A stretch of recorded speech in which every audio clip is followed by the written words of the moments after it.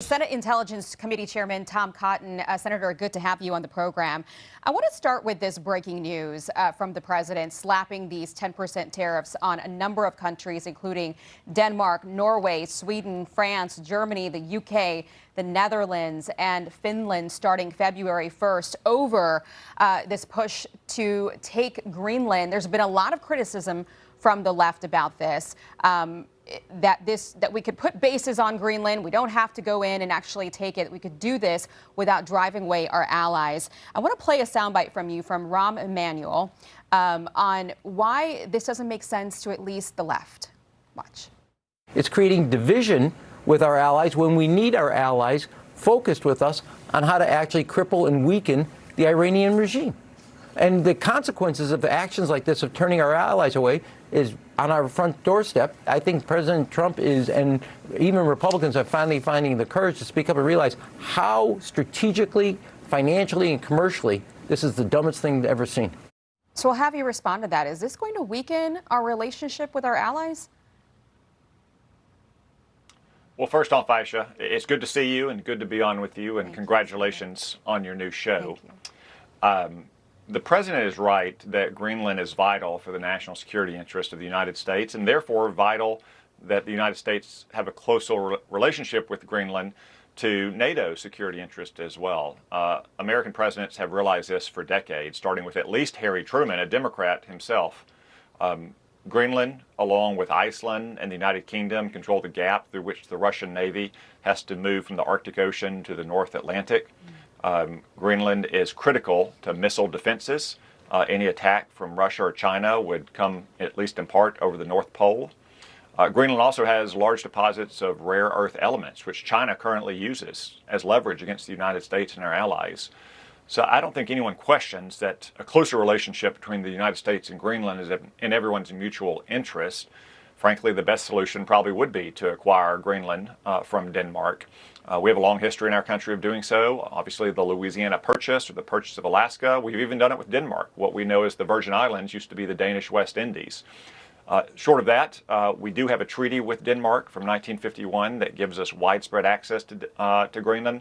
We need to immediately start moving forward on either front, though, to start achieving that effect. The president's post this morning mentioned the Golden Dome. Again, a lot of this gets back to missile defense and early warning systems, and he doesn't want to waste a minute. He knows he only has 3 years left in office. He wants to get this new missile defense system in place. That means we've got to start moving. That means we've got to have access to Greenland.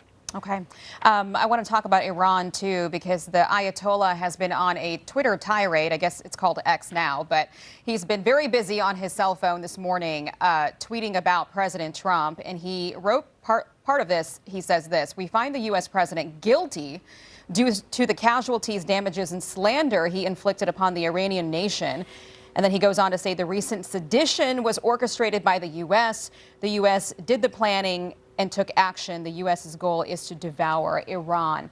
I bring these posts up because the president says that he sort of convinced himself to back off Iran, not to strike Iran, at least for now, because they have assured him that they're not going to execute some 800 protesters that were apparently scheduled to be executed this week. Can the president, can the U.S. trust what this regime and what the Ayatollah is telling us?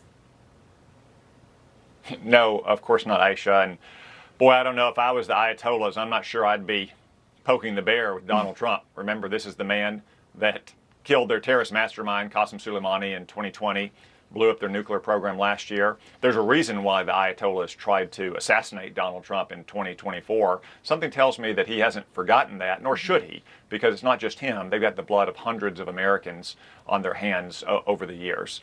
And I don't think we're anywhere near the end of these protests. They may have diminished some in recent days as the regime began to kill its own people. But if you recall, the Islamic Revolution in Iran is often dated to 1979, but it was preceded by a year of protests throughout 1978. And the Ayatollahs can't address the grievances of their people. One, the illegitimate repressive regime that they've imposed on them for 47 years, but two, the fact that their currency is now not worth the paper it's printed on. People can't afford anything inside of Iran. So I think we're very much still in the beginning chapters of the story, not at the end of it. You know, the president's still preparing anyway for strikes. We've seen a lot of strategic moves in the area, in the region, sending our assets there, bolstering our defenses of our troops in the region, as well as Israel. But the Wall Street Journal this week reported that the president was told an attack on Iran would not guarantee the collapse of the regime. What are our options on Iran? Let's say they have lied to us and these protesters are killed and the president wants to do something. Well, Aishah, our military is always planning multiple options related to Iran, given the threats that have emanated from there for years. That should not be a surprise. We're taking prudent steps right now, as you just mentioned, to give the president multiple options as well. Now, it's true that this would not be like a strike on their nuclear program or the raid to apprehend Nicolas Maduro, that this might be more wide-ranging. But ultimately, what we want to do is put maximum pressure on the Ayatollahs and minimize civilian casualties inside Iran as much as possible. And we have a whole array of menus, not just military, to do that. Okay, we'll wait and watch and see what the commander-in-chief does, if anything, in the next couple of days. You never know, and sometimes it happens on weekends. Chairman Tom Cotton with us today live. Thank you very much for joining us. Great to have your insight. Thank you, Aishah.